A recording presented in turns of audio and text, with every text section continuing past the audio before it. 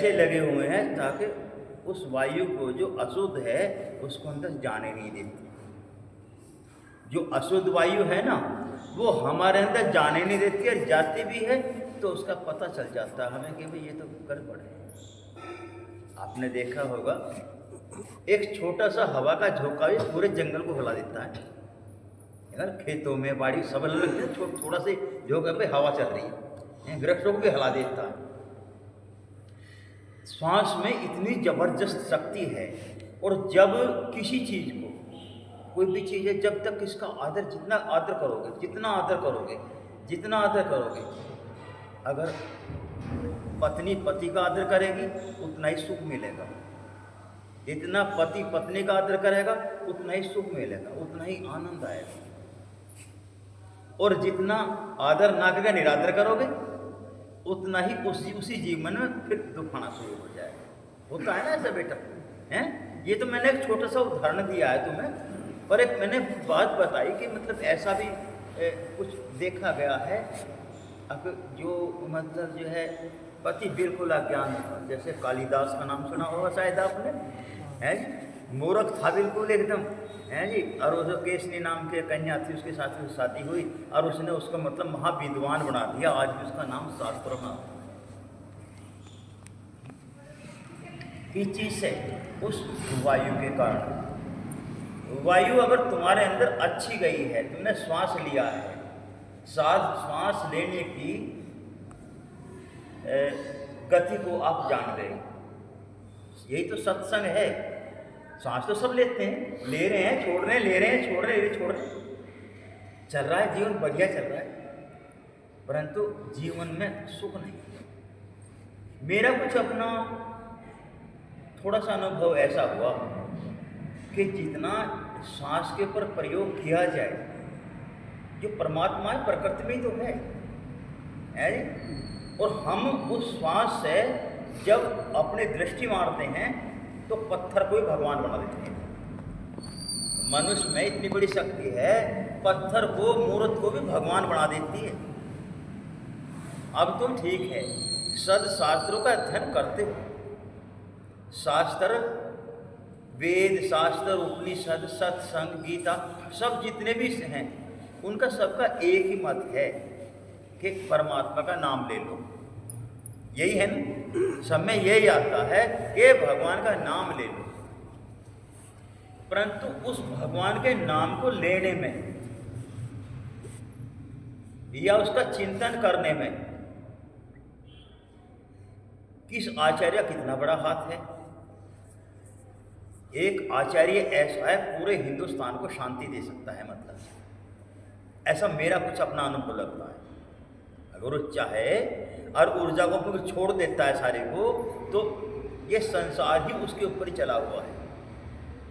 प्रकृति जो वनस्पतियाँ हैं, औषधियाँ हैं, ये जितने भी अच्छी औषधियाँ होंगी, औषधियाँ सब अच्छी होती हैं।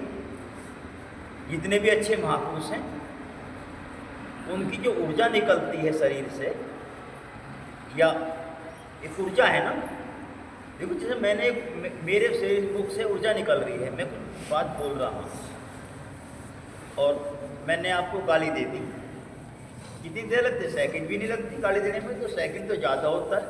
कहते गाली दे दी, वो ऊर्जा तुम्हारे कान के अंदर गई, क्यों बेटा? वो तुम्हारे कानों के अंदर गई तो कैसा लगेगा आपको? अच्छा है बुरा? बुरा लगेगा ना, है तो ऊर्जा ही। और इसी श्वास से हमने उस ऊर्जा को आपके लिए मतलब जो है परमात्मा का चिंतन किया या किसी को बताया, उसको तुम्हारे अंदर भेजा, अच्छी बातें भेजी, अच्छा सत्यता में प्रवचन किया। सत्संग का मतलब सत्यता को पहचान लेना, और सत्यता हमारे सबके पास है। जो वो ऊर्जा है वो सबके ऊपर पड़ रही है, मेरे ऊपर भी है, तुम्हारे ऊपर है। बच्चा है, छोटा है, अगर यहाँ कीट है, कोई पतंगा है, अगर पशु है, पक्षी है, कबूतर है, चिड़िया, उनके अंदर भी वो ऊर्जा जा रही है। फर्क इतना है कि हम तो मनुष्य हैं, हमें पता है कि किस चीज़ को किस प्रकार से धारण करना चाहिए। आप वस्त्र पहन रहे हो, है जी, ये बटन पीछे की तरफ कर लो, कॉलर आगे की तरफ कर लो, बैठ कर लोग हंसेंगे ना, क्यों जी? कुर्ता तो पहन ही रहे हो, कोई कुर्ता पहनने में तो कोई दिक्कत नहीं है जी, परंतु उसका पहनावा जो है वो उल्टा कर दिया। तो उल्टा होने के बावजूद क्या है, प्रकृति भी देखेगी, प्रकृति तो पकड़ लेती है। कोई भी चीज़ करो, अच्छा करो या बुरा करो, उसका तो एक नियम है। जैसे मैं आपको बताया करता हूँ कि आपका फ़ोन है, आप इसमें मतलब जो है आवाज़ भर रहे हैं मेरी, तो मेरी आवाज़ तो प्रकृति में जा रही है, कुछ तुम्हारे कानों में चली गई, कुछ इधर उधर दीवारों पर चिपक गई, कुछ यहाँ चिपक गई है जी, और कुछ जो बाहर की जो नई ऊर्जा है वो हमारे अंदर चली आई। हम नई ऊर्जा ले रहे हैं ना, वो हमारे अंदर चली गई। अब ऐसा बताते हैं, साइंस का कुछ ऐसा हिसाब किताब बताते हैं, पहले से सुना है मैंने, अब तो देख भी रखा है। अब इतनी भी जगह बिना उसके खाली नहीं है। हम सांस लेते हैं, एक बार में करोड़ों अरबों ऊर्जा के जो अणु परमाणु है वो अंदर जाते हैं और इतने ही फिर बाहर निकलते हैं। तो ये एक इतनी सी भी जगह खाली नहीं है हमारे चारों तरफ। जैसे जल में मछली होती है, उसके ऊपर भी जल, नीचे भी जल, दाएं भी जल, बाएं भी जल, लेकिन जब वो जल पीती है उसमें से, तो उस जल में से वो कण लेती है जो उसके शरीर को लाभदायक होती है। ऐसे नहीं वैसे उन्हें मुँह बांट दिया जल चला गया अंदर, वो ऐसा नहीं रहती, जल में रहती है और उनके बिना वो जीवित भी नहीं रह सकती। वो ऊर्जा उसको ना मिले जल में से, जल में भी एक ऐसी ऊर्जा है, अगर वो नहीं मिलती तो जलचर जीव नहीं, जो पशु पक्षी हैं वे भी नहीं रह सकते जल पिए बिना। जो बाहर के परिंदे हैं ना, क्या ना, जल तो जीवन है। आ रही है कुछ तुम्हारी समझ में मेरी बात? नहीं है, जरा आध्यात्मिकता की बात है। तो बिना जल के, जल में एक ऐसी ऊर्जा है कि उसे जलचर जीव लेते हैं और उन्हें उसमें आनंद आता है, उसके बिना वो जी नहीं सकते। जो संसारिक पशु पक्षी हैं, जैसे कबूतर हैं, चिड़ियाँ हैं, गुलशल हैं, शेर हैं, चित्ते हैं, भगेर हैं, कुत्ते, बिल्ली, सब यहाँ भी उस ऊर्जा को जरूर चाहिए शरीर में। अगर नहीं मिलेगी तो हमें घुटन महसूस होने लगेगी, मतलब परेशानी होने लगेगी, भाई प्यास लग रही है, गला सूख रहा, बस पानी मिल जाए इस तरीके से। इतनी ऐसी ऊर्जा उसके अंदर से है, जल के अंदर ऐसी ऊर्जा होती है। ऐसे ही हम भी इस वायुमंडल में चारों तरफ इतनी जगह भी खाली नहीं है, ऊपर से नीचे तक ऊर्जा पड़ रही है हमारे ऊपर, तुम्हारे ऊपर ही पड़ रही है। अब उससे जो हमारा जीवन चल रहा है, अब उस जीवन को जो हम चला रहे हैं अपने उस ऊर्जा से, तुमने किस चीज़ में लगा दिया उसे? संसार में है। यही सोचते रहते हो ना, कोई वहाँ जाना है, फिर मुझसे वहाँ जाएंगे, है जी, मुझसे बस पकड़ेंगे, मुझसे ऐसा करेंगे, संसार में लगा दिया इसे, उस जीवन को। और जब वो अंदर गई ऊर्जा, अब देखो कमाल का खेल है इस कुदरत का, जैसा रूप चाहते हो वैसे रूप बना लेती है वो ऊर्जा। जैसा रूप बनाना चाहते हो, आप अपने को सुखी देखना चाहते हो तो सुखी कर सकती है वो ऊर्जा। परंतु तो इतना है कि मैं सुखी हो रहा हूँ, ऊर्जा मेरे पर पड़ रही है, मैं सुखी हो रहा हूँ, ध्यान उस ऊर्जा पर लगा लो, इतना लगाओ, इतना लगाओ, इतना लगाओ कि उससे अलग कुछ दिखाई ना दे। तो उसके अंदर से क्या है, जब किसी कोई ज़्यादा कोई ध्यान या मानता करता है, तो चाहे वो पशु है चाहे पक्षी है, वो उसके अधीन हो जाता है। लेकिन नियम है, होता है ना ऐसा नियम बेटा हैं। अब जो जिसकी सेवा करता है, जिसे याद करता है, जिसकी आरती पूजा करता है, वो चीज़ उसके अधीन हो जाती है। चाहे पशु है चाहे पक्षी है, ऐसी वो ऊर्जा भी। जब उठो तो उस ऊर्जा को जब अंदर लो ना, उसका परमात्मा का नाम लो। और नाम भी किस प्रकार से लेना चाहिए, जो मैं जरा थोड़ा सा हिंट देता हूँ। उसका मतलब जो पूर्ण तो मैं नहीं बता पाऊँगा, मुझे भी पता नहीं है, मैं यूँ समझ लो कि जब भी कोई तुम्हारा काम होता है तो या तो खुशी मनाते हो, ये तो भगवान ने हमारा अच्छा कर दिया काम, कोई काम बिगड़ता है तो कहते हैं भगवान ने तो हमारा बस कुछ नहीं, भगवान हमारे हमारे पक्ष में भगवान है नहीं, मतलब ऐसा विचार करते हो। ये विचार है ना, संसार में यही आता है ना, है जी। कोई बच्चा बीमार है, बड़ा बीमार है, तो मतलब वो उसके अधीन हो जाता है, और जब उसका नाम लिया जाए तो सब कुछ उसके अर्पण कर दो। दिया तो उसने दिया, लिया तो उसने लिया, खाया तो उसने खाया, पिया तो उसने पिया, जो जगाया तो उसने जगाया, जो बैठाया तो उसने बैठाया। ना मैं बैठ सकता ना मैं चल सकता, सब प्रभु तेरी ही माया है। ये प्रकृति है ना, उसका नाम परमात्मा है। ध्यान, इस परमात्मा में ना जितने भी सबके दुख सुख हानि लाभ वो सब इसी में भरे हुए हैं। और जैसा हम छोड़ते हैं, जैसा हम विचार छोड़ते हैं, कुछ देर के बाद में वही विचार हमारे अंदर आ जाता है। यानी कि जैसी ऊर्जा हम छोड़ते हैं, अच्छी या फिर सांसारिक, वही थोड़ी बहुत देर के बाद में हमारे पास आ जाती है।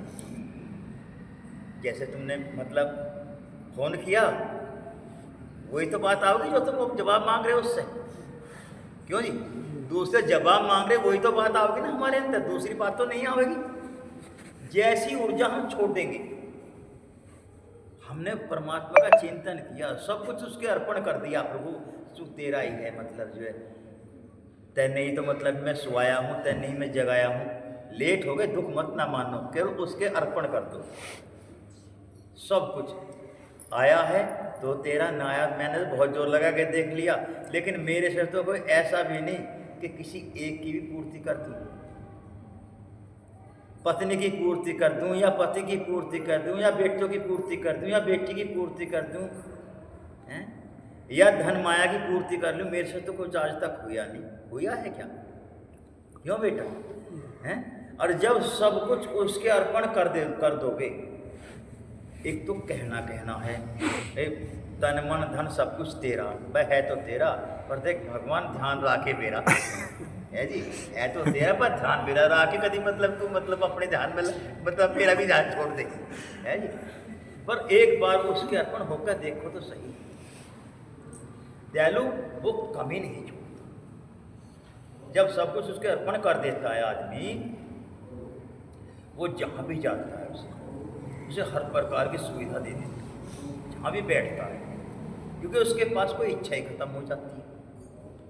और जब इच्छा मनुष्य की खत्म हो जाती है तो फिर उसका रक्षक वो परमात्मा,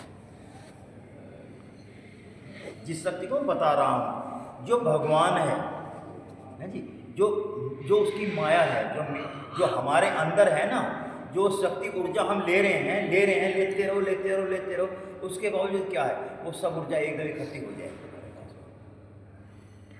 चाहे संसार की है चाहे भगवान के नाम की।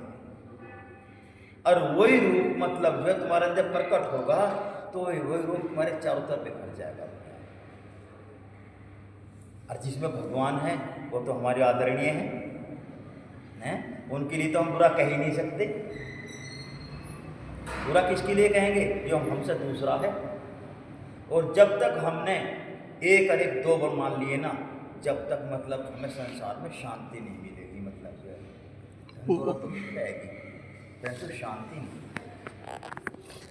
और जब उसको अर्पण कर दिया तो वो एक ऐसी ऊर्जा है, मतलब जो है देखो उसका वार पार तो कुछ है नहीं। आज तक मैं भी बहुत दिन से सोचता आ रहा हूँ कि इससे बढ़कर और क्या होगा। ध्यान लगा लेते हैं, आँख बीच पे ध्यान लग जाता है उसका, बस बहुत हद तक ही।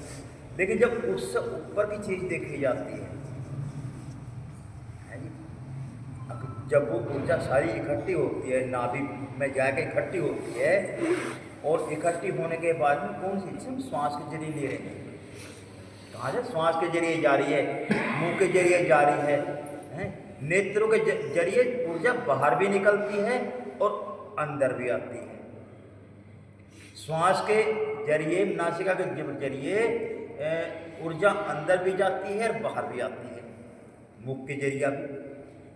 अब इसे कैसा अभ्यास कर ले, बाहर निकालनी है या अंदर लेनी है, अच्छी है या बुरी है, इसका पता केवल मनुष्य को है, पशु पक्षी को नहीं। जब पशु जब जब मनुष्य ये जान जाता है कि मैं इस उल्टा बोलूँगा यही परमात्मा है, तो उसका रूप हर वक्त तुम्हारे पास है।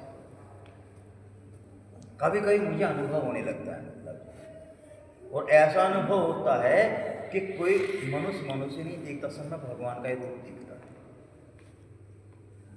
बस थोड़ी सी इतनी कमी रह जाती है कि मैं ये सोच जाता हूँ कि यार कोई मुझे पागल ना कहने लगे। आप पागल का मतलब जानते हो, जिसने उसकी परमात्मा की गल पा ली, गल कहते बात को, जिसने परमात्मा की बात को पा लिया है जी, वो इन संसारिक धंधों से बिल्कुल एकदम विरक्त हो जाता है, अलग हो जाता है। उसे किसी की ना मोह है ना माया है। यही तो दुखी करती है ना आदमी को, है जी। जब ये अलग हो जाती हैं, देखो बेटा, मैं तुम कुछ लेके नहीं आए, केवल तुम्हारा भोग है। जब तक मेरा और आपका भोग है, जब तक हम भोग रहे हैं, और जब हमारा भोग समाप्त हो जाएगा उसी दिन आप बीच जाएंगे।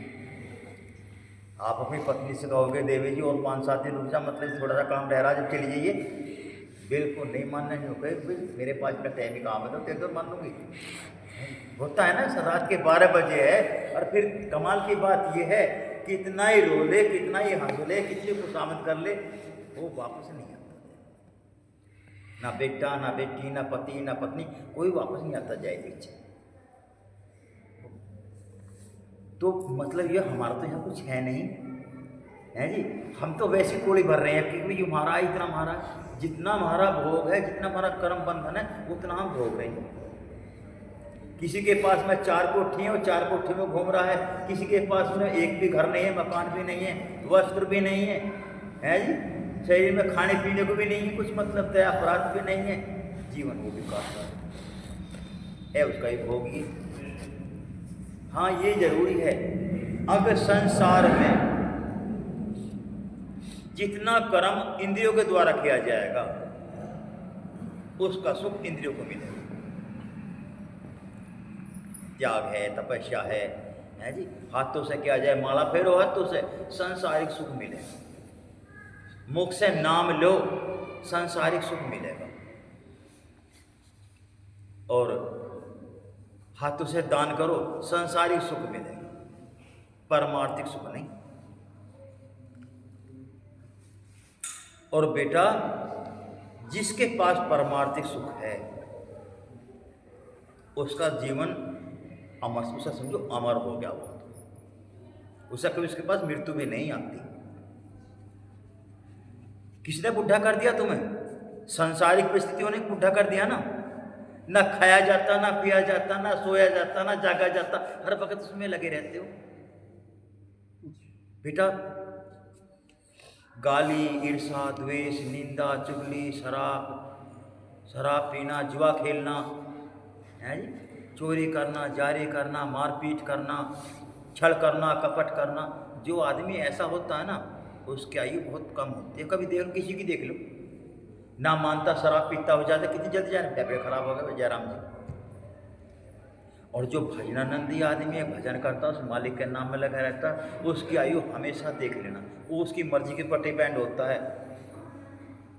वो जी चाहे जब शरीर छोटे, जी चाहे ना छोटे, वो तो जवान ही रहता है हर वक्त, उसे कभी थकान नहीं होती, कभी उसे दिक्कत नहीं पड़ती, कोई हानि नहीं पड़ती उसे, कोई खाने की कोई दिक्कत नहीं पड़ती किसी प्रकार की। इसलिए उस परमात्मा का ध्यान करो, जानो उस परमात्मा को क्या है। वो एक अद्भुत शक्ति है, और जो हर जगह तुम्हारे चारों तरफ फैल रही है, मेरे अंदर भी चारों तरफ फैल। कितनी भीड़ में चले, यहाँ तक की बात है, अगर तुम चूहे के भट्ट में भी जाओगे तो वहाँ भी वो शक्ति ऊर्जा वहाँ भी जाती है। कुछ वैज्ञानिक उसको ऑक्सीजन बोल देते हैं, नाम तो कुछ भी धर दो, क्यों जी, नाम तो माँ अपने बालक का कुछ भी धर दो, तो ऐसे उसके अर्पण। किसी ने कहा है कि कोई अपनी पति बैठे हुए थे, उसकी पत्नी बच्चे को खिला रही थी अपने को, बच्ची हो, लड़का हो या लड़की, कुछ भी हो। उसने कहा, दोनों भगवान के मंदिर में चले गए, दोनों हाथ जोड़ रहे थे। वो अपने बच्चे को हाथ जोड़ा, तुम हाथ जोड़ रहे, तुम हाथ करते हैं। तो उसके पति ने उससे पूछा उन्हें कि देवी तेने क्या मांगा भगवान से? कहे, मैंने स्वामी ये मांगा है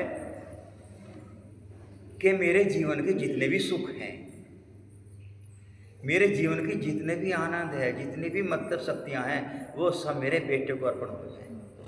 माँ कह रही है बेटे के लिए, कहे तो मैं वैसे तेरे पीछे पीछे फिर रहा हूँ, दिन से तुझे खवा रहा प्यारा हूँ। कहे भाई कुछ हो, अगर मैं तुम्हारे से अलग होना पड़ जाए ना, और मुझे बेटे का, मुझे जितनी शक्तियाँ मेरे बेटे को मिल जाए। करती है ना माँ का मन, ऐसे होता है ना फिर अपनी संतान के लिए,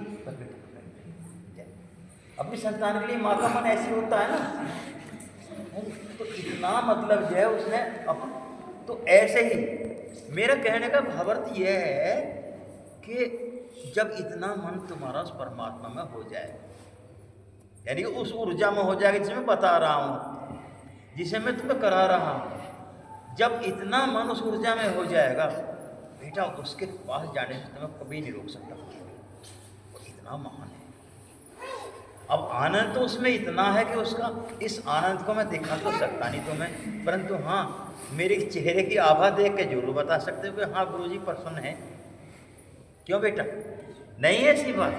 चेहरे से, अगर चेहरे पे कोई ऐसी दिक्कत होती है तो आदमी के हाथ पैर बता देते हैं उन्हें कि भाई कोई ना कोई दुख है, उन्हें कि भाई क्या परेशान हो रहा, कैसा हो रहा, कैसे मुँह लटकाए बैठा है जी।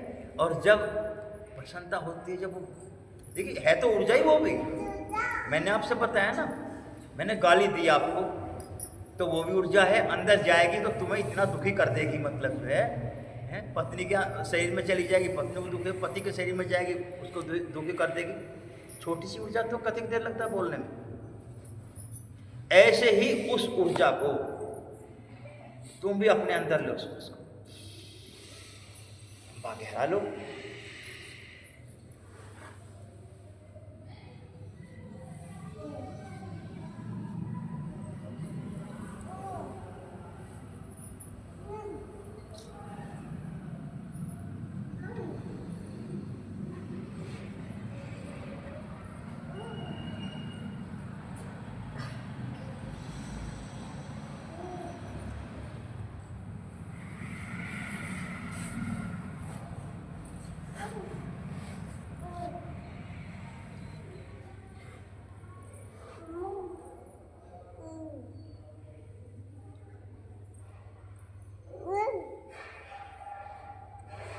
हमारा अंदाजा है करीब 35 सेकंड हुए होंगे। और जितना भी लंबा सांस लोगे, जितना भी लंबा सांस लोगे, उतना ही तुम्हारे जीवन में शुद्धता आती चली जाएगी, सफलता आती चली जाएगी। श्वास की गति बेटा, इसके बच्चे को खिला लो, जरा अपने पास पकड़ो, है ना, दूसरों को सत्संग नहीं सुनने देते फिर, या फिर अलग खेलो, बाहर खिला थोड़ी होती जाएगी। तो उसमें मतलब उसकी गति जितने भी अंदर जाएगी और रुकेगी। कुछ ऊर्जा तो ऐसी है जो कि बाहर निकल जाती है, सांस लिया, परंतु कुछ उसमें ऐसे कण हैं, तत्व हैं जो हमारे पास में अंदर रह जाते हैं।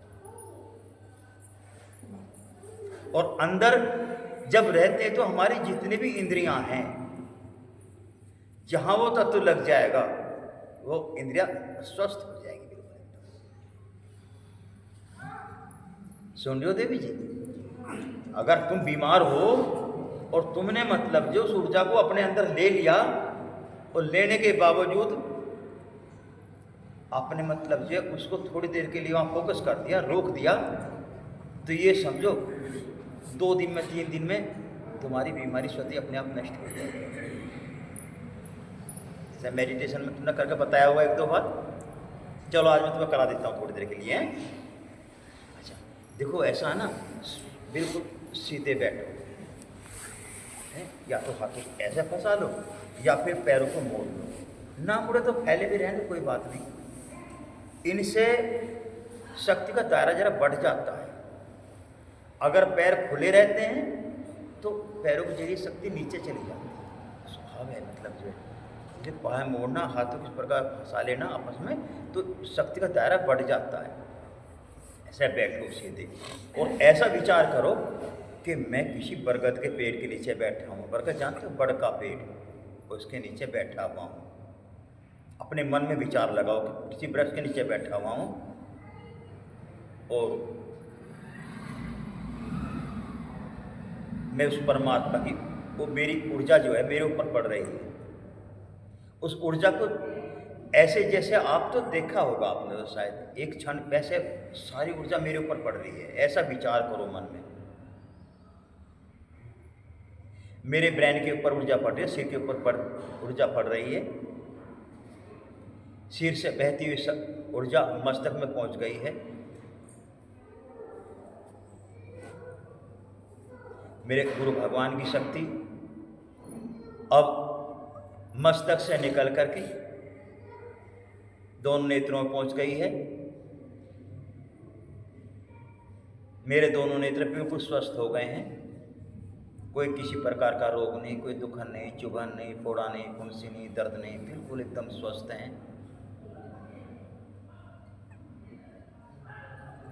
अब दोनों नेत्रों से बहती ऊर्जा जो शक्ति है वह कानों के अंदर पहुंच गई है।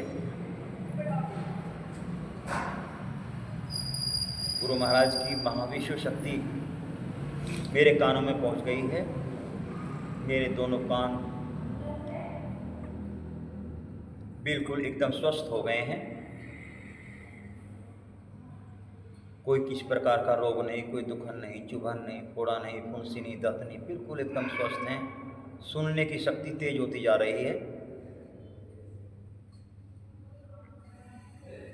अब गुरु महाराज की महाविश्व शक्ति कानों से निकल करके नासिका में पहुंच गई है। मेरी नासिका बिल्कुल एकदम स्वस्थ है। कोई किस प्रकार का रोग नहीं, कोई दुखन नहीं, चुभन नहीं, फोड़ा नहीं, फुंसी नहीं, दर्द नहीं, बिल्कुल एकदम स्वस्थ है। लंबा गहरा श्वास लें।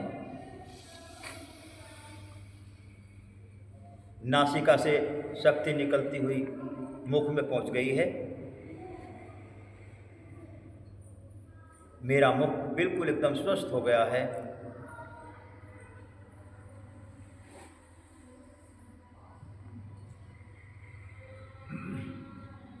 कोई किसी प्रकार का रोग नहीं, कोई दुखन नहीं, चुभन नहीं, फोड़ा नहीं, फुंसी नहीं, दर्द नहीं, बिल्कुल एकदम स्वस्थ है मुख। जिह्वा भी बिल्कुल स्वस्थ है।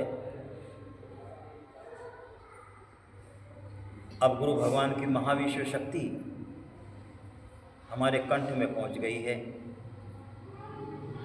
कंठ में खांसी, खराश, दुखन, चुभन, फोड़ा, फुंसी, दर्द, खारिश, खुजली कुछ नहीं, बिल्कुल एकदम स्वस्थ है।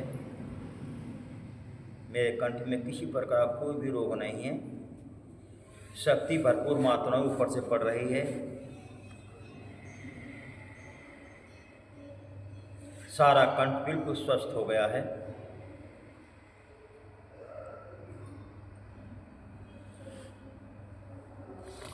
गुरु भगवान की महाविश्व शक्ति मेरे ब्रेन के ऊपर भरपूर मात्रा में फैल रही है।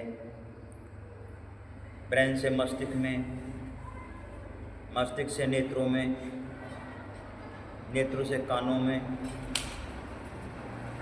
कानों से नासिका में, नासिका से मुख में, जिह्वा पर और कंठ में। उस शक्ति को अपने अंदर आता हुआ अनुभव करें।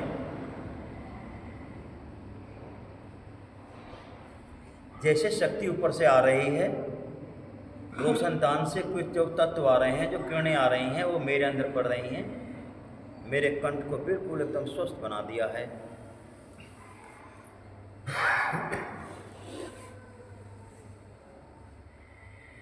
अब बाबा की महाविश्व शक्ति कंठ से निकलकर कमर में पहुंच गई है।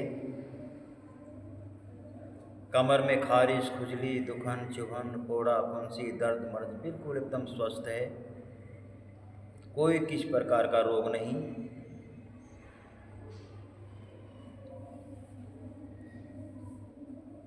लंबा गहरा श्वास लें। बाबा की महाविश्व शक्ति मूलाधार चक्र तक सारी कमरे में भरपूर मात्रा में फैल रही है। कोई दुखन नहीं, चुभन नहीं, फोड़ा नहीं, फुंसी नहीं, दर्द नहीं, बिल्कुल एकदम स्वस्थ है।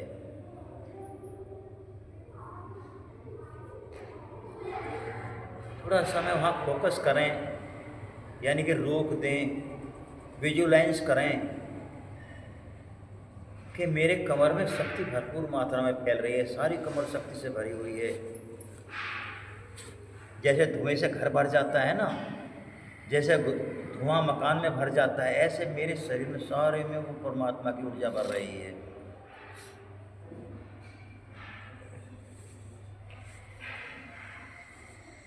अब मेरे गुरु भगवान की महाविश्व शक्ति मेरे हृदय में पहुंच गई है।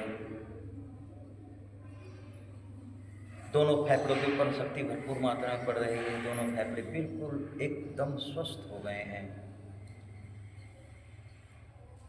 देखते रहें कि मेरे फेफड़े बिल्कुल स्वस्थ हो रहे हैं, कोई किसी प्रकार का रोग नहीं है।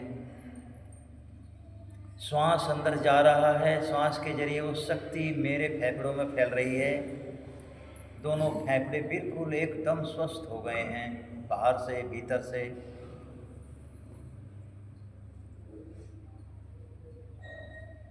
बाबा की महाविश्व शक्ति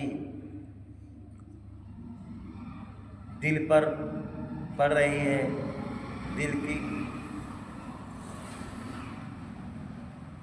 दिल की धड़कनों पर पड़ रही है, अनाहत चक्र पर पड़ रही है, हार्ट चक्र पर बाबा की महाविश्व शक्ति भरपूर मात्रा में फैल रही है। सारा हृदय बिल्कुल एकदम स्वस्थ हो गया है। महाविश्व शक्ति से सारा हृदय भरा हुआ है। कोई दुखन नहीं, चुभन नहीं, फोड़ा नहीं, फुंसी नहीं, दर्द नहीं, बिल्कुल एकदम स्वस्थ है।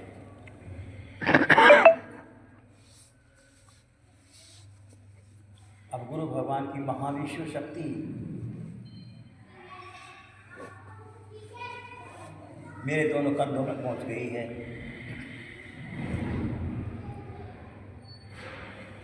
कोई किसी प्रकार का रोग नहीं, कंधे बिल्कुल एकदम स्वस्थ हैं। कोई किसी प्रकार का रोग नहीं, दुखन नहीं, चुभन नहीं, फोड़ा नहीं, फुंसी नहीं, दर्द नहीं, बिल्कुल एकदम स्वस्थ हैं, मजबूत हैं।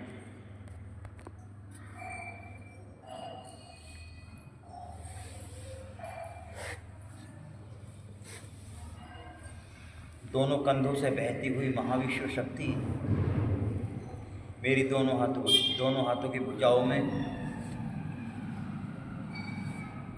पहुंच गई है, फैल रही है। दोनों हाथों की कोहनियों में, दोनों हाथों की कलाइयों में,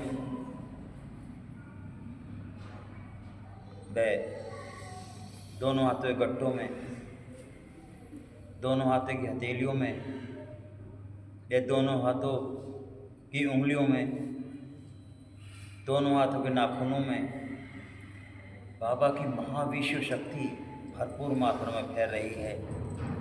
मेरे दोनों हाथ बिल्कुल एकदम स्वस्थ हो गए हैं। कोई किसी प्रकार का रोग नहीं, कोई दुखन नहीं, चुभन नहीं, फोड़ा नहीं, फुंसी नहीं, दर्द नहीं, बिल्कुल एकदम स्वस्थ हैं। शक्ति को अपने हाथों में फैलता हुआ देखें, जाती हुई देखें। जैसे घर में धुआं निकलता है, आता है, वायु शरीर में आ रही है, जा रही है, इसी प्रकार से उसका विजुलाइज करें, अनुभव करें, फोकस करें, रोकें कुछ समय के लिए।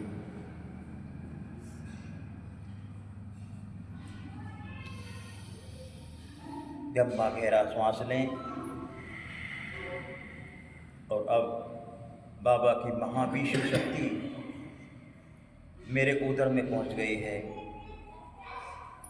उदर में किडनी है, गुर्दे हैं, कामबीज है, रिक्तबीज है, छोटी आंत है, बड़ी आंत है, पाचन तंत्रिकाएँ हैं, एनिरल ग्रंथि है, ईड़ा है, पिंगला है, सुषुम्ना है, चित्रा है, रूपा है, महाविश्व शक्ति कुंडलिनी है,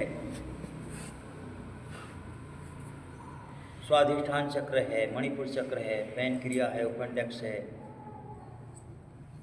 और लीवर आदि आदि जितने भी ऑर्गन हैं सबके ऊपर शक्ति, विश्व महाशक्ति, सबके ऊपर विश्व महाशक्ति भरपूर मात्रा में फैल रही है।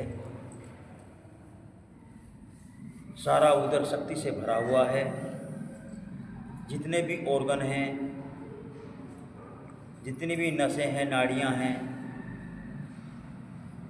सबके ऊपर महाविश्व शक्ति भरपूर मात्रा में फैल रही है। मेरा उदर बिल्कुल एकदम स्वस्थ हो गया है। किसी प्रकार का कोई रोग नहीं, कोई दुखन नहीं, चुभन नहीं, फोड़ा नहीं, फुंसी नहीं, दर्द नहीं, बिल्कुल एकदम स्वस्थ है। अब बाबा की महाविश्व शक्ति सर्जन पर्जन दोनों इंद्रियों में पहुंच गई है। दोनों इंद्रियां बिल्कुल स्वस्थ हो गई हैं। हाँ, जरा कुछ समय के लिए इंद्रियों, सर्जन पर्जन दोनों इंद्रियों में कुछ समय के लिए उस शक्ति को वहाँ रोक करके देखें। जितने भी रोग हैं वो अपने आप नष्ट हो जाएंगे। फोकस करें और फिर ध्यान करें कि वो शक्ति भरपूर मात्रा में पड़ रही है। कोई दुखन नहीं, चुभन नहीं, फोड़ा नहीं, फुंसी नहीं, दर्द नहीं, बिल्कुल एकदम स्वस्थ है।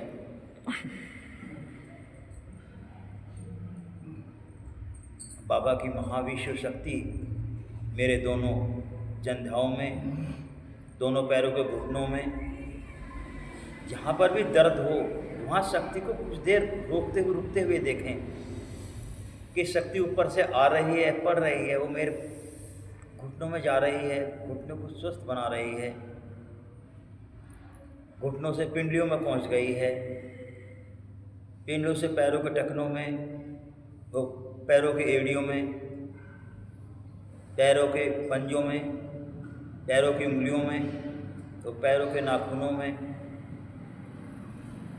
पैरों के तलों में बाबा की महाविश्व शक्ति भरपूर मात्रा में फैल रही है। मेरा सारा शरीर प्राणमय हो गया है और मैं बिल्कुल एकदम स्वस्थ हो गया हूँ। कोई किसी प्रकार का रोग नहीं, कोई दुखन नहीं, चुभन नहीं, फोड़ा नहीं, फुंसी नहीं, दर्द नहीं, बिल्कुल एकदम स्वस्थ है। बार बार जब भी एक बार बैठो, 24 घंटे में एक बार, ये मेडिटेशन बोलते हैं इसको करें। इससे जो तुम्हारे शरीर के रोग हैं, जैसे अस्थमा है, खांसी है, खराश है, कहीं पैरों में दर्द है, हाथों में दर्द है, जब उस शक्ति का आदर के साथ अंदर लेते रहोगे ना और पहुँचाओगे हर जगह पर, तो हर प्रकार के रोग, जैसे ब्लड प्रेशर है, शुगर है, हाई है, लो है, ऐसा हो गया, वो हो गया, संसार की जितनी भी ऊर्जा जो है ना, जो संसार की गंध है, जो तुम्हारे अंदर भरी हुई है, वो सब बाहर निकल जाएगी और अच्छी ऊर्जा तुम्हारे अंदर आ जाएगी। जो तुम्हारे शरीर में गंदी ऊर्जा भरी हुई है, कार्बन डाइऑक्साइड भरी हुई है, रुकी हुई है, वो अपने आप बाहर हो जाएगी। आप अपने आप को देखें कुछ दिन के बावजूद सोचते कि ये बीमारी तो कभी ठीक होने वाली थी नहीं, परंतु ये बीमारी कैसे ठीक होगी। इस प्रकार से बार बार दिन में को एक बार कर लो तो बहुत अच्छी बात है, शाम के सुबह से समय करो बहुत अच्छी बात है, घंटा आध घंटा इसमें लगाओ, तुम्हारा जीवन बहुत आनंदमय बन जाएगा। मैं भी रोज़ करता हूँ, मैं तो चलते चलते भी कर लेता हूँ, बैठे बैठे भी कर लेता हूँ, लेटे लेटे भी कर लेता हूँ, क्योंकि एक स्वभाव है, नियम होता है। अब जब किसी चीज़ को आदर के साथ करोगे ना, उस ऊर्जा को लोगे, बेटा वो तुम्हारे ऊपर हर वक्त पड़ रही है, वो पड़ तो रही है, आज जा तो रही है, लेकिन उसे कहाँ इस्तेमाल कर रहे हो आप? मैंने बताया था ना एक बार, बूंद पड़ती है ऊपर से, स्वाति नक्षत्र में चली जाती है, उसमें सीप में चली जाती है तो मोती बन जाती है, दरिया में पड़ जाती है तो दरिया रूप हो जाती है, और जो नाली में पड़ जाती है तो उसका गंदगी का रूप बन जाता है, मतलब कीचड़ का रूप बन जाता है। ऊर्जा तो एक जैसी है सब। तो परमात्मा सब में विद्यमान है, विराजमान है सबके अंदर, आ रहा है जा रहा है। लेकिन उसको जो परमात्मा मानता है उसलिए उसका वह परमात्मा का रूप बना देता है, और जो उसको चोर या लुटेरा का रूप बन जाता है। ऊर्जा तो एक ही है, उसे पता है कि ये काम तो गलत है, चोरी करना, बीड़ी पीना, सुल्फा पीना, शराब पीना, ये चीज़ गलत है, पता है। लेकिन होते हुए भी क्या है, उसके वशीभूत है, मजबूर है। जो हमने बना दिया ना, देखो आपने कह दिया ये हमारे गुरुजी हैं, है जी? कोई तुम्हें लाख कहे तुम्हारे गुरुजी ना है, क्या आप मान जाओगे? नहीं मानोगे ना, क्योंकि मन के अंदर जो बात बैठी हुई है। इसलिए बेटा जो वो ऊर्जा है ना, उसका परमात्मा का रूप है, वो परमात्मा है। वो जो ऊर्जा जो है उसका रूप परमात्मा का है। अब उसे हम अपने शरीर में ले जाके किस प्रकार से इस्तेमाल करें। अब जो उसे अपने उसके ऊर्जा को इस्तेमाल कर लेते हैं, जैसे कर चाहते हैं वैसे कर लेते हैं, तो ठीक है। और उस ऊर्जा को हमने मतलब दूसरों की निंदा में, चुगली में, चोरी में, जारी में, छल में, कपट में लगा दिया। ऊर्जा तो एक ही है जी। जैसे बिजली है, बिजली तो एक जैसी है, परंतु उसे पंखों में इस्तेमाल कर लो, चाहे कूलर में इस्तेमाल कर लो, चाहे एसी में इस्तेमाल कर लो, चाहे फिर उसी ऊर्जा को मतलब बल्ब में इस्तेमाल कर लो। बिजली तो एक ही है ना, क्यों बेटा?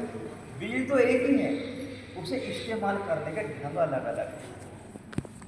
भगवान की जो ऊर्जा पड़ रही है, जो शक्ति पड़ रही है, विश्व महाशक्ति, वो सबके ऊपर उसको पहले विश्व महाशक्ति के नाम से पुकारते हैं। फिर जिसने उस शक्ति को ध्यान किया, उसको क्या कह दिया? भगवान। उसने भावना करके, भावना उसके अंदर थी, शक्ति को अंदर ले लिया, तो उसका नाम क्या रख दिया? भगवान, राम, कृष्ण। उन्होंने उस शक्ति का आदर किया। वो भी माता से जन्म लिया था उन्होंने भी, ऐसा नहीं कि मतलब वो गरीब थे या ज़्यादा रईस थे, पर उनके अंदर वो ऊर्जा थी। उस ऊर्जा को जितना भी ले लोगे, अगर तुमने इस ऊर्जा को संसार में लेके संसार में बखेर दिया, देखे बेटा, मैं तुम्हें उस ऊर्जा के बारे में बता रहा हूँ, जो बखेर रहा हूँ, तुम्हें सुनने में आनंद हुआ रहा होगा, क्योंकि मैं उसका बहुत आदर करता हूँ।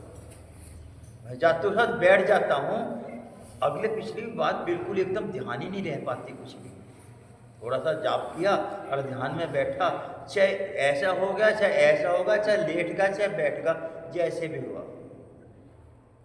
तो बेटा मैंने उसका इतना खेल देखा है कि शरीर में जितने रोग थे ना, ऐसा नहीं, मेरे शरीर में भी एक बार बहुत रोग हो गए थे। संसार में घूमना फिरना, आना जाना, संसार को अपना मानना, किसी को माँ बान मानना, किसी को बहन मानना। देखो एक बात, एक ही माँ काबू में नहीं आती, हमारा तो इतनी सारी माँ हैं। किसी का मतलब जो है न्यू समझो 5-7 आदमी है, उसका खर्चा भारी हो जाए, मतलब जो 1 लाख रुपया मिले, पता ही ना चलता जने कहाँ चले जाऊँ। क्यों मास्टर जी? है जी। लेकिन अब उस ऊर्जा का कितना कमाल है, अद्भुत है दयालु। मैं तो कभी कभी तो मैं झांकता भी इधर को जाएगा, देखता भी नहीं कौन कर रहा है, कैसे कर रहा है, कौन करा रहा है, कौन बैठा रहा है, कौन खिला रहा है। क्या मैं सोचता हूँ वो परमात्मा है, सबके अंदर वही विराजमान है। पता नहीं तुम्हारे अंदर क्या भाव दे दे कि मैं तो यूँ काम करूँगा, मैं तो यहाँ सकेरूँगा, मैं तो गुहारूँगा यहाँ पे, मैं तो गुरु जी का आसन साफ करूँगा। अब कौन करा रहा है? एक तो बात यह मैंने देख लिया, मास्टर जी कर रहा है या मास्टर नहीं कर रहे हैं या लक्ष्मी कर रही हैं। एक तो ये मन में बात आ गई, और एक मन में ये बात है प्रभु तू ही तो है करने वाला। सवेरे एक माता मेरे से बोली कि अरे गुरु जी आज तो मैं लेट हो गई। मैंने कहा बेटी बहुत बढ़ गया तेरा, कह रही जी मेरा काम ना हुई, आप पूजा ना हुई, नहाई नहीं, धोई नहीं। अरे मैंने कहा बेटी तू दुख क्या मान रही है? अरे ठाने वाला भी वही है, पठाने वाला भी वही है जी। पूजा कराने वाला भी तो वही है, सारा काम उसके ऊपर तो तुमने छोड़ देती है। तू क्यों क्यों करी कि मेरे से ऐसा होगा? तू तो कुछ कर ही नहीं सकती। ये वास्तव में सत्य है बेटा, तुम मेरे पास तक आ भी नहीं सकते। जब समय होगा, जब वो बताएगा, जब ऊर्जा अंदर जाएगी, राम का प्रकाश जब अंदर जाएगा, प्यारे श्री राम जी का दर्शन पाएगा। जब वो अंदर जाता है ना, जैसे हमने ऊर्जा छोड़ दी है पुण्य कर्म, और जब वायुमंडल में जाएंगे, जब सांस लेंगे ना, तो हमारे सबकॉन्शियस माइंड में जाएंगे, तो मतलब शुद्ध बात करने के लिए, शुभ कर्म करने के लिए अंदर से प्रेरणा मिलेगी। बाजी बार जानते बूझते सोचते भी नहीं आ सकते, नहीं कर सकते, भजन भी नहीं कर सकते, दान भी नहीं कर सकते, सेवा सत्संग भी नहीं कर सकते। परंतु जब वो शक्ति अंदर बैठ जाती है ना मस्तिष्क में, उसे फिर कोई इच्छा ही ना रहती कि मुझे करना, उसे तो केवल अपना कर्म करना। नहीं तुम्हारी ये है, मुझे दुकान पे जाना, सोचने की जरूरत ना पड़ती। क्यों जी? अंदर भरा दुकान पे जाना, दुकान पे बैठना है, वहाँ जाने के बाद में मतलब जो ऊर्जा से कहेंगे वे कुछ लिया, कुछ दे, वो कहेगी मैं तो तेरे अंदर आ तो रहा हूँ, लेकिन तुझे रूप तो तुझे बनाना है। देखिए माँ के पास में जब बच्चा होता है, माँ उसे खिलाती है, नाम भी तो माँ ही रखे है उसका, बोलना भी तो माँ ही सिखावे उसे। क्यों जी? जब वो अंदर आता है, कितना स्नेह होता है उसे। अगर ना स्नेह हो तो बच्चे की पालगति कहाँ की होगी? वही तो करने वाला है, वही तो उसका लालन पालन करता है, वही तो खिलाता है, वही तो पिलाता है। बस इतना फर्क है। मैं ये सोचता हूँ जो करने वाला है, लाने वाला है, बैठाने वाला है, चलाने वाला, वो परमात्मा है। मेरे अपने बस की बात भी नहीं है। हाँ, इतनी जरूर बस की बात है कि शुभ कर्म करता हूँ तो वायुमंडल में शुभ कर्म जाता है। और बेटा तुम किसी मतलब गुलाब के फूल के पास में बैठो, पेड़ के पास में बैठो, तो खुशबू तो नीचे ही आएगी, चाहे तुम कितना ही रोक लो, कितनी नाक बीच लो। कोई गंदगी है बाहर, कोई मरा हुआ जीव जंतु पड़ा हुआ है, कीड़े पड़ रहे हैं, बदबू आ रही है, कितनी नाक बीच लो, थोड़ा बहुत अंदर जाएगा, पता चलेगा उन्हें कि भाई हाँ बहुत गंदगी है, चले जल्दी चले। ऐसे ही तुम भी, जब तुम्हारे अंदर अच्छी ऊर्जा आ जाएगी तो गुण अपने आप बदल जाएंगे, जीवन भी अपने आप बदल जाएगा। और इसको प्राप्त करने के लिए सबसे साधन आसान उपाय एक है, और वो है सत्संग। अच्छे की संगति में चला जाए, जहाँ अच्छी बात मिले ना वहाँ चला जाए, वहाँ बैठना उठना शुरू कर दे। अगर बुरी जगह बैठना शुरू कर दिया, वहाँ बीड़ी शराब पी जाएगी, आज न कल, कल न परसों, क्या दिन थोड़ी पीना सीख ही जाएगा। जब भगवान नाम के पास में जाओगे तो आज न कल, पर कल न परसों, ज़्यादा न थोड़ा बहुत तो मतलब जो है नक्शा सा बनाना तो जा नहीं जाएगा कि भाई हाँ कर लें। एक बार कहो, दो बार सुनो, दो तीन बार सुनो, चार, जब सुनते रहते हैं तो उसका नाम लेने का मतलब जो है मन आ ही जाता है अंदर से।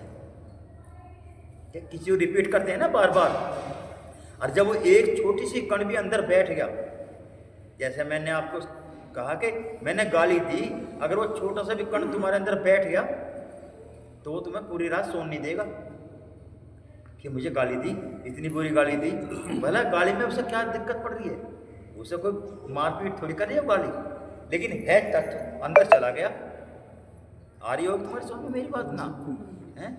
तो जब वो तत्व अंदर पहुंच जाता है और एक बार चिपक जाओ जरा, थोड़ा सा कह रहे बार बार रिपीट करो, मंत्र को बार बार करो, बार बार करो, बार बार करते रहो, करते रहो, करते रहो, करते रहो, करते रहो, करत करत अभ्यास के जड़मती हो सुजान। रस्सी आवत जात है, सिल पर पड़त निशान। सिल होती है, कुएं में पानी खींचते थे ना पहले, बैठ जाओ, पहले कुएं में पानी खींचते थे ना, तो मुलायम रस्सी भी उस पत्थर में भी घाई बना देती थी, मतलब जो है। तो रोजाना जब मंत्र का जाप करते रहते हैं, मंत्र तो आखिर में खत्म हो जाता है। ये जो मंत्र है ना, जब उस रूप में चला जाता है ना आदमी, जब चारों तरफ उसके वो ऊर्जा ही ऊर्जा हो जाती है और उसको पहचान जाता है, फिर सब मंत्र की आवश्यकता ना पड़ती है दयालु। मंत्र कहाँ से करेगा, वो तो ध्यान में इतना मस्त हो जाता है उसे किसी का पता ही ना रहता। फिर उसे जानता है, उसे तो जानता है खवाने वाला भी वो है, पिलाने वाला भी वो है, अच्छा बुरा जो करता है वो करता है। जैसे मैं कभी कभी आपसे राजा ऋषिदेव की बात सुना देता हूँ। मतलब जो राजा थे, 5 पुत्र थे, 5 को राजपाट दे के निवृत्त करके और वन में चले गए तपस्या करने के लिए। धर्मात्मा राजा थे, उनके पास पब्लिक बहुत रहने लगी वहाँ पर ही, वहीं जाकर रहना सहना शुरू कर दिया। राजा की तरफ से सब इंतजाम होता ही है, वहीं खाना वहीं पीना। राजा ने सोचा रहा तो इतना तो वहाँ भी होना था, मतलब जितना यहाँ हो गया, मतलब कि मेरे पास रहन सहन होगा। बेटा भी बेटे की वो भी हो जाने की, एक को छोटे एक आवे, एक को छोटे एक आवे, मतलब जो तो राजा के मन में बैठे बैठे ऐसी ऊर्जा ले रहे थे, क्योंकि अब तो जरा भौतिकवाद है, भौतिकवाद है, संसार की वस्तु में ज़्यादा लगन है आदमी। उस समय आध्यात्मिकवाद में ज़्यादा लगन है। वो जानते थे कि संसार हमारा नहीं, ये तो हमें आज न कल एक न एक छोड़ना पड़ेगा। घर जमीन मकान बेटा बेटी पति पत्नी सबको एक दिन छोड़ना पड़ेगा, तो पता है।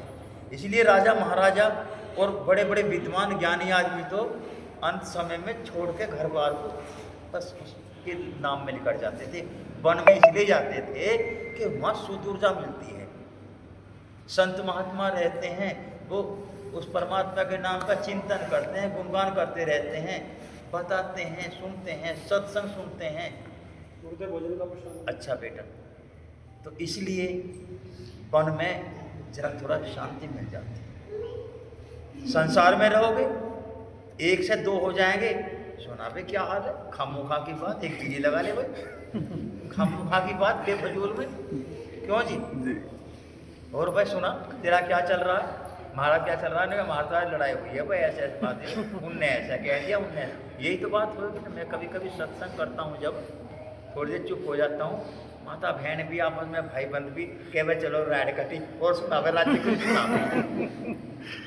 अरे बेटा, जब तुमने ये निश्चय कर लो एक बार, सत्संग में जा रहे हैं, भाई नियम कर रखा है। एक सेवक से मैंने पूछी, भाई तेरा फोन तो बंद पाया, कह रहे गुरु जी आसन में पढ़ते ही बंद कर लेता हूँ, मैं खोलता ही नहीं ना सुनता किसी की, आवेगा तो बंद कर देंगे। मैंने ये तो मैंने किया था, कह भाई जी कोई भी कहो तुम हो चाहे कोई भी, मैं तो बंद कर लेता हूँ अपने को।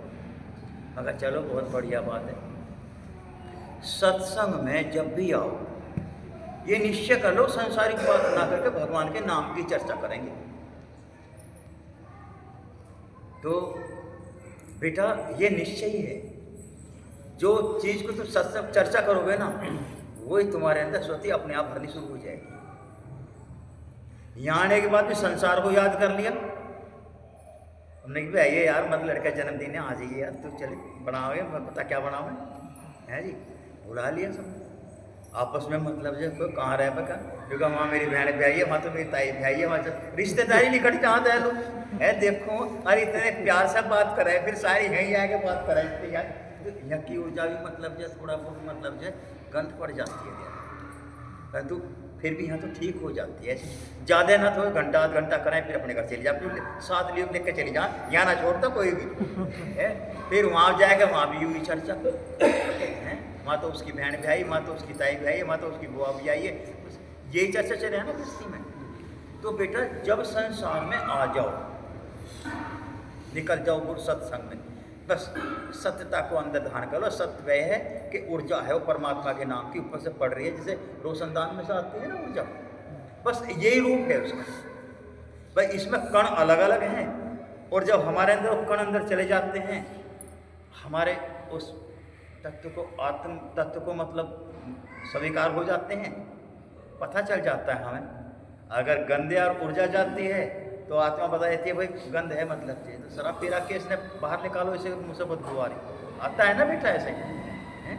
और अगर कोई मतलब धारणा से हाथ जोड़ के बैठा, प्रेम से बैठा हुआ है, मतलब जो है ऐसा नहीं, प्रेम बिल्कुल प्रेम विभोर हो जाती है, मतलब आदमी ये देखने में ऐसा प्रतीत होता है, मतलब कभी कभी बहुत बढ़िया रहता है। अच्छा बेटा अब जरा चलेंगे, 12:30 बज गए। बोल मेरे श्री गुरु महाराज की जय, काशी भगवान की जय।